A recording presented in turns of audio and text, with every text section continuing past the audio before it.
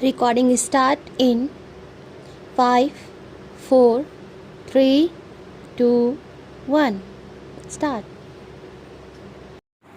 We are lucky in having this centenary of the post and telegraphs soon after having celebrated the centenary of the Indian Railways. It is on occasions like this that one gets an opportunity of looking back and assessing the past achievement and also planning for the future. It is indeed gratifying that these important occasions have synchronized with our 5-year plan. You will agree that correct stock taking is the essential prerequisite of sound planning, and I do not think anything could make for sounder planning in the field of post and telegraphs than the celebration of this centenary and organizing this exhibition. In this context of the scientific progress and amenities of modern life, we are accustomed to think of India as a young country. The fact that we became masters of our affairs at home only 6 years ago tends to confirm this impression. In reality, this impression is an illusion to allay which it will be necessary to know the fact about the growth and development of telecommunications in India. 100 years ago, telegraph lines began to radiate from Calcutta, which was then India's capital actually. The beginning had been made in this direction 14 years earlier in 1839 when an Englishman, Dr. Smith, completed on his own and without official assistance about 21 miles of telegraphic line proceeding from Calcutta in the direction of Diamond Harbour. It was, however, in 1851 that the first telegraph line to carry traffic was constructed between Calcutta and Diamond Harbour. The next 2 years may be said to be a period of experimentation towards the end of 1853. The experimental stage ended and countrywide expansion of telegraphic traffic was planned. The first line is to be taken in hand was between Calcutta and Agra in November 1853. Since then, our telegraph services have gone on expanding in all directions.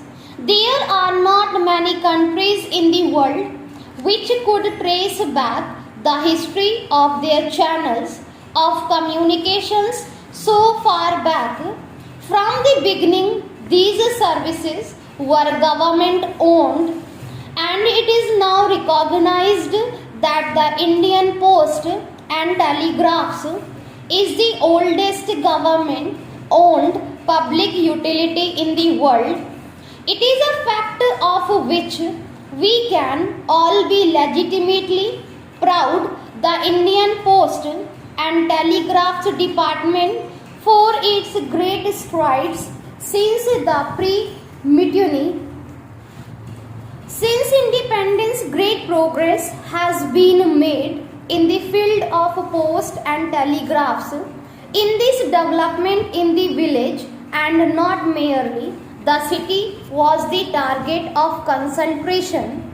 Thousands of new post offices have been set up in the countryside, so that today every village with a population of 2000 or above has a post office. The communications ministry's target is to bring the post office within 3 miles of every Indian, irrespective of the remoteness of his village. In other fields, namely those of telephone, wireless communications, etc., progress has been equally commendable. Telephone exchange are being automatized so as to do away with manual exchanges. Automatic exchanges are already working in several places like Delhi, Bombay, Madras, etc. In Calcutta too, it has started working. The next places has to be taken up are Lucknow, Patna, Jaipur, Ajmer, Gwalior and Calcutta. It is proposed to install high power wireless transmitters at Calcutta, Bombay, Madras and New Delhi and strengthen the coastal wireless stations. The all-round expansion of the wireless network will cost rupees 57 lakh. The Indian Telephone Industries factory at Bangalore has already started supplying automatic exchange equipment. A telephone cable factory is in the offing at Chittaranjan and a teleprinter factory is proposed to be set up soon. This record of progress is indeed very satisfactory. Nevertheless, quite a lot has yet to be achieved. I am glad that the Post and Telegraphs is conscious of this fact and does not propose to rest on its oars. It is concentrating on its 5-year plan, of which expansion and modernization are the slogans. In the plan, rupees 48 crore are earmarked for capital outlay. The objectives of the development plan include the opening of a telegraph office in every town of 5,000 or more, in every sub-divisional headquarter, head in every thana or police station. Irrespective of its size, every district headquarter and every town of the 30,000 or more will have a telephone exchange.